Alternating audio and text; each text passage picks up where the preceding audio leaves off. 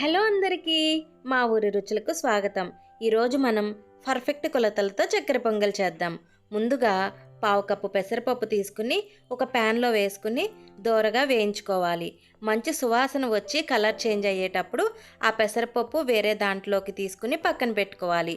ఇప్పుడు పెసరపప్పు బియ్యము కలిపి ఒక కప్పు అయ్యేలాగా తీసుకుని శుభ్రంగా కడిగి కుక్కర్లో పెట్టుకోవాలి. ఒక కప్పు పెసరపప్పు బియ్యంకి 2 కప్పుల నీళ్ళ చొప్పున పోసుకుని అన్నం వండుకోవాలి.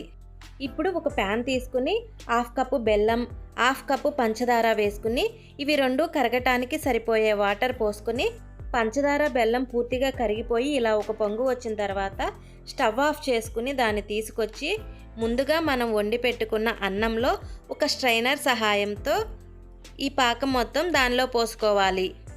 పోసుకున్న వెంటనే స్టవ్ ఆన్ చేసుకుని ఈ పాకం మొత్తం అన్నంకి పట్టేలాగా కలుపుకోవాలి. ఇప్పుడు ఒక బౌల్ తీసుకుని 4 స్పూన్ల నెయ్యి వేసుకుని నెయ్యి వేడైన తర్వాత దానిలోకి ఎండు కొబ్బరి ముక్కలు, జీడిపప్పు వేసుకుని వేయించుకోవాలి. ఇలా ఇవి వేగిన తర్వాత కొంచెం కిస్మిస్ కూడా వేసుకుని వేయించుకుని పక్కన పెట్టుకోవాలి. పాకం మొత్తం అన్నంకి పట్టిన తర్వాత ముందుగా మనం వేయించి పెట్టుకున్న డ్రై ఫ్రూట్స్, నెయ్యి మొత్తం దాంట్లో వేసేసి మొత్తం కలిసేలాగా కలుపుకోవాలి.